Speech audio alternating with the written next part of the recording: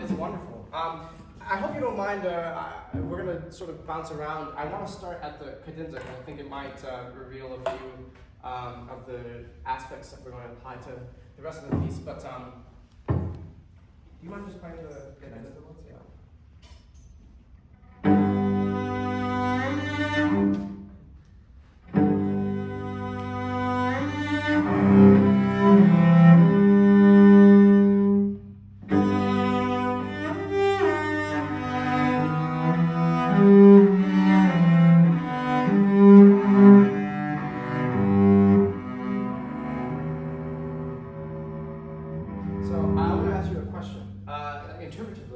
This cadenza, this spot in this piece, what role does it, what role does it play? What's the scene here, what's the setting?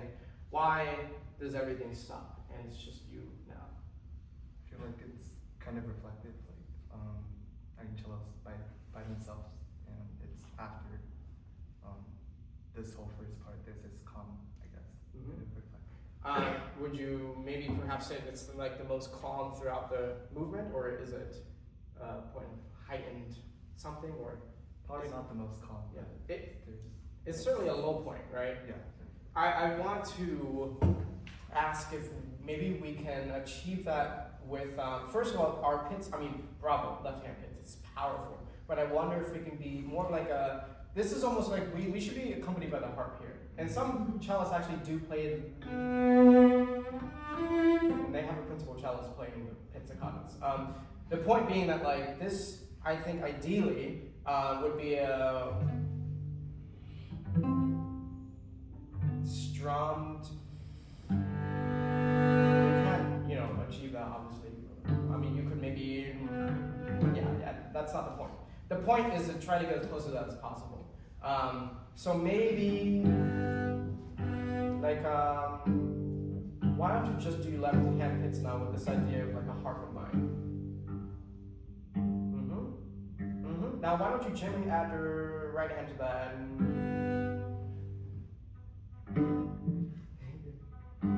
Yeah, that's the idea.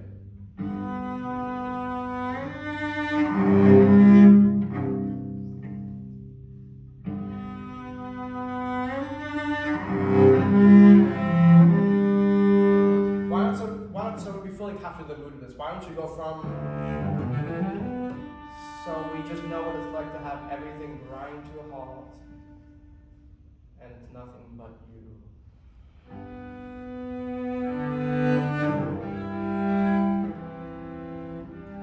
Take your time with the chords. This is harmony, right? I mean, it's not easy, but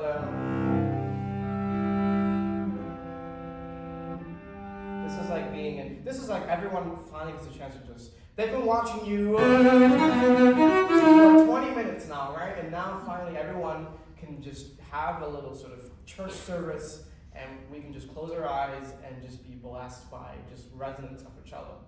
Everyone can just be peaceful and calm and feel like they can hear the ocean by them. You guys really have the ocean here, and that's sort of the setting we want to go for. Yeah. Why don't you give it a try from.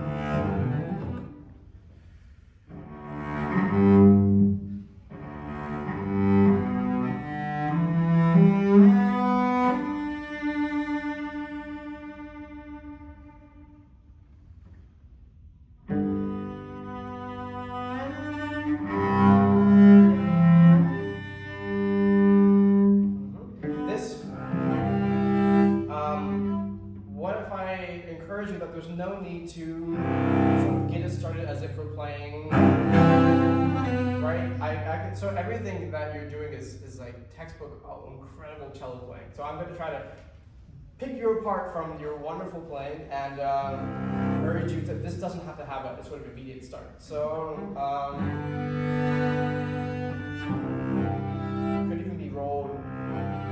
You want to keep that same aspect of, right?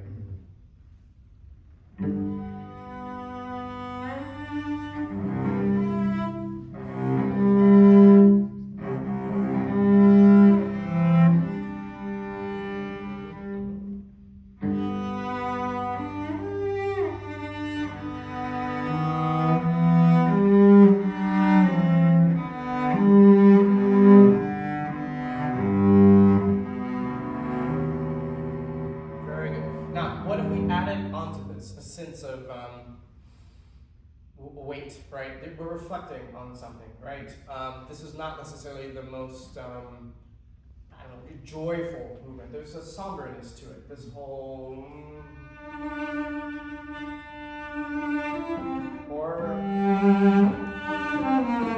it's a little bit, like the teary-eyed, right? So to bring that interpretation to our playing. Why don't we slow up our bow a little bit as we're going to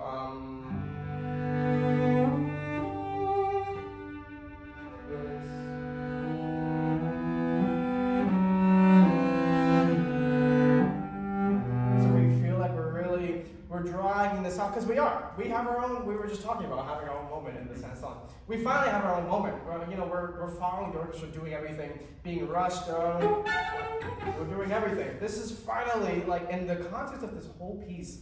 This is huge to have a moment of just like, y'all are gonna wait. Why don't you go from?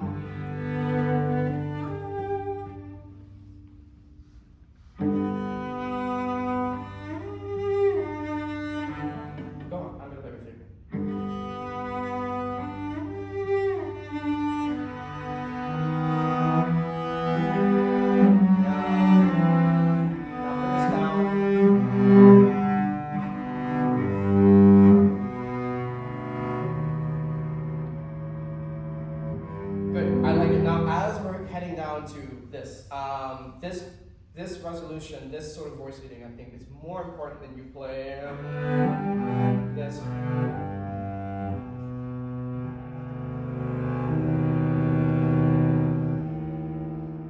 Take your time, not in time. If anything, can be anything, but not in time and not faster.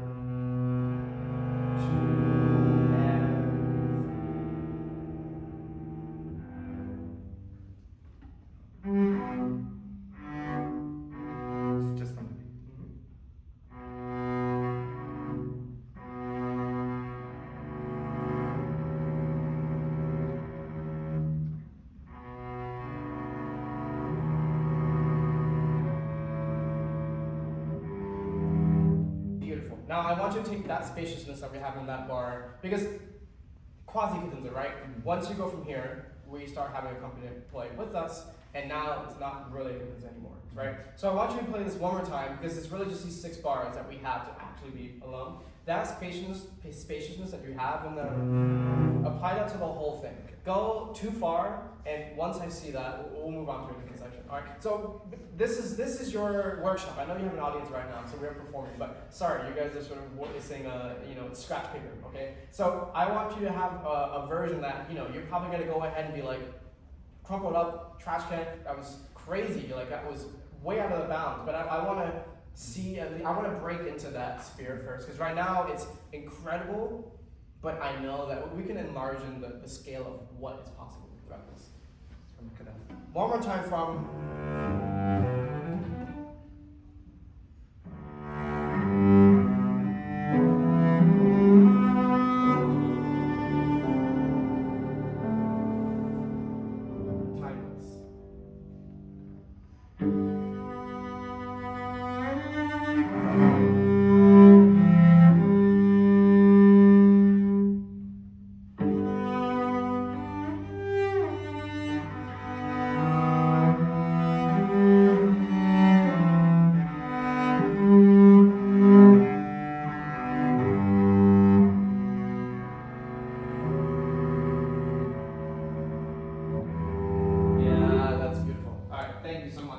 Let's fast forward to the beginning, because it's a similar sort of sentiment that I want us to achieve. This it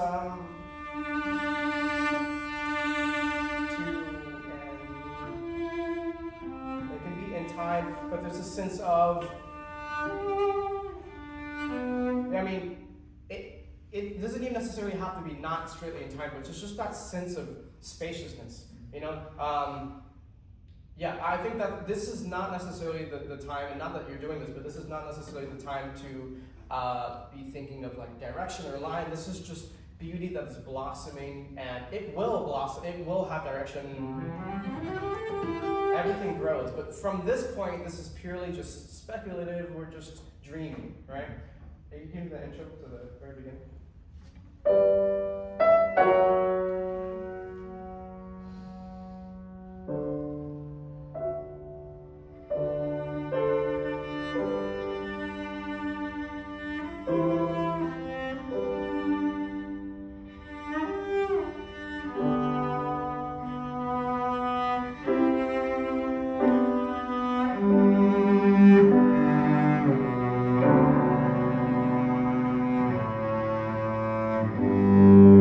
Very good.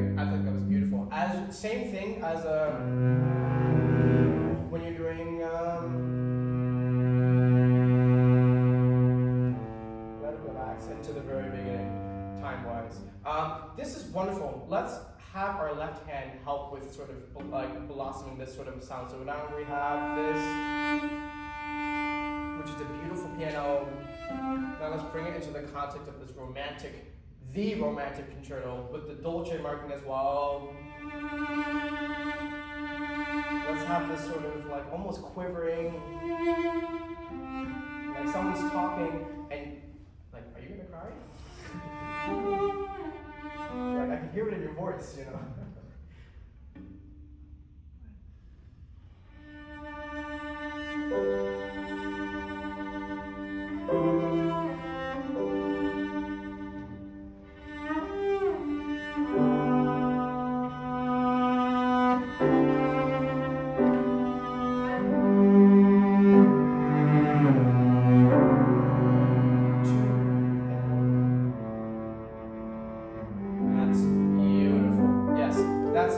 I'm sorry to keep skipping ahead. Can we now go to this? So wonderful.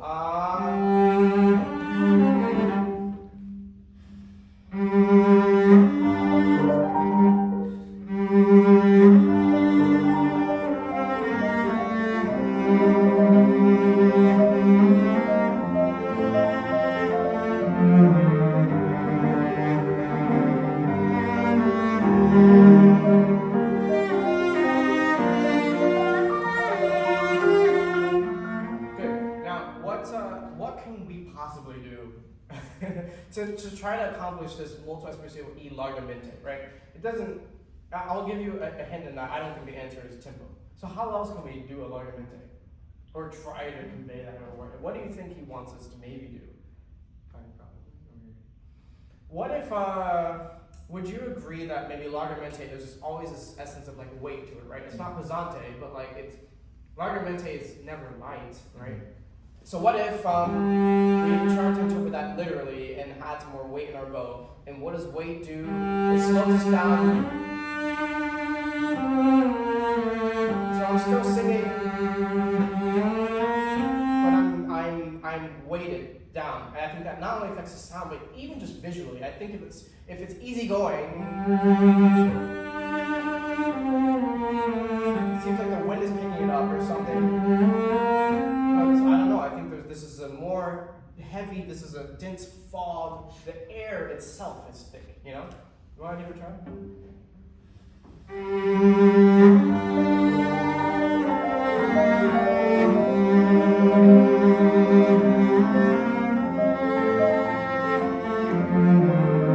What if we did this, but what if I told you it didn't necessarily have to be any louder, so you don't have to try to play any louder? You could still have the weight.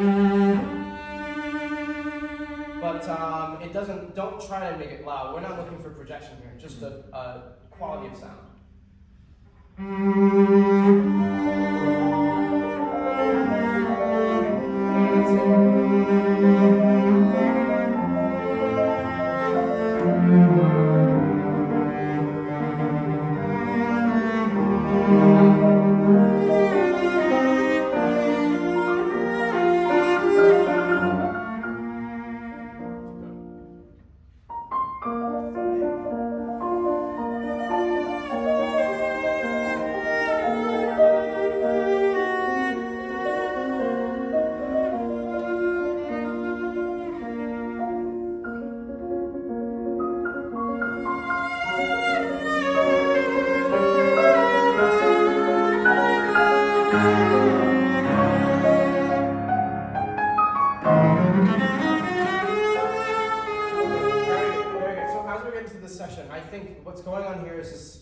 Expressiveness between short distances of intervals. So we have the tog between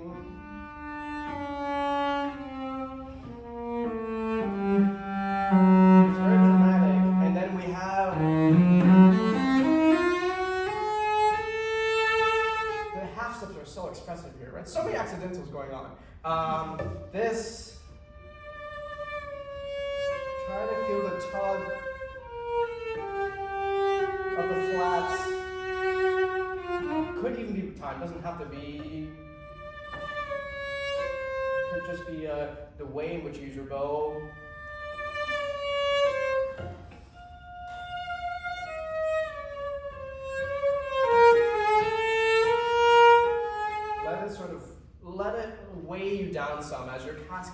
some of these notes they have more weight than others. They're like steps, but some of them, I don't know. It's like you sing in the mud for some of them. You expect to just be stepping along, but some of them are a little bit more expressive than others.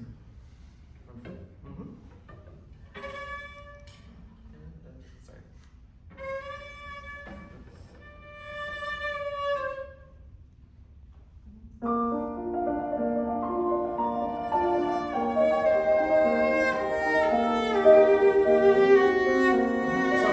Can you make sure that the flat is more important than the C? So then,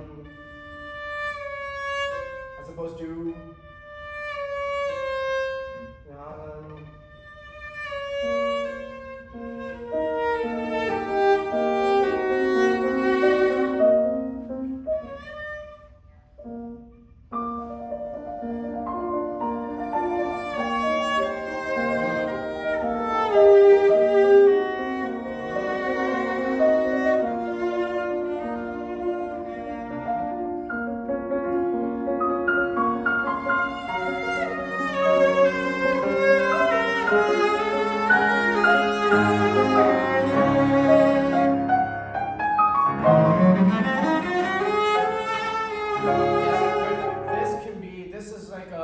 this is like the most romantic thing ever. I feel like I'm like listening to Mahler here or something. We have rhythmic. dvorak love this rhythm. We're going from 5, 1, 2, 4, long. So we want to feel that switch. This is like trudging through something. I would maybe suggest that's a little bit more even. Spread. So we have separated, trudging 5, slur 4, long, flat, double flat. Try. You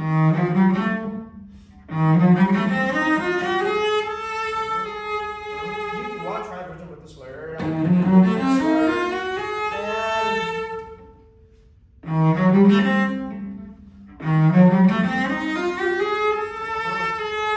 Make sure your fives are nice and spread. And 1, 2, 3, and 1, 2, 3, 4, 5, 1.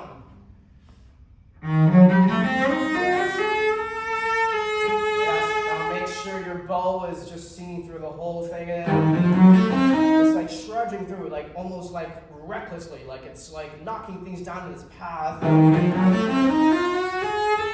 Just to get to, it doesn't matter what it needs to do, it just gotta get to that B double flat.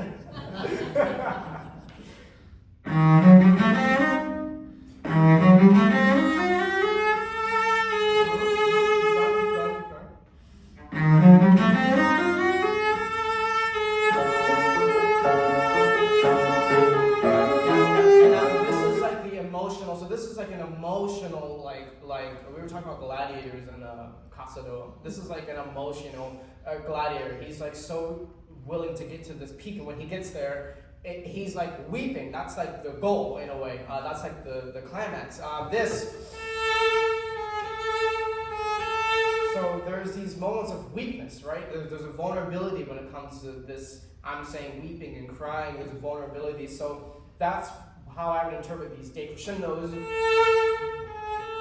as opposed to if he was strong and there was no weakness, it'd be confident throughout the whole thing. What do you mean? I got this. But no, he thinks so. Maybe not. These inflections, there's doubt. It's fear. It's everything vulnerable. It's everything that makes you want to cry, you know, it's these vulnerable moments, so you have to be able to portray things in which you're not so confident, you know? You want to try really, we have to wrap up, but just, yeah, right there.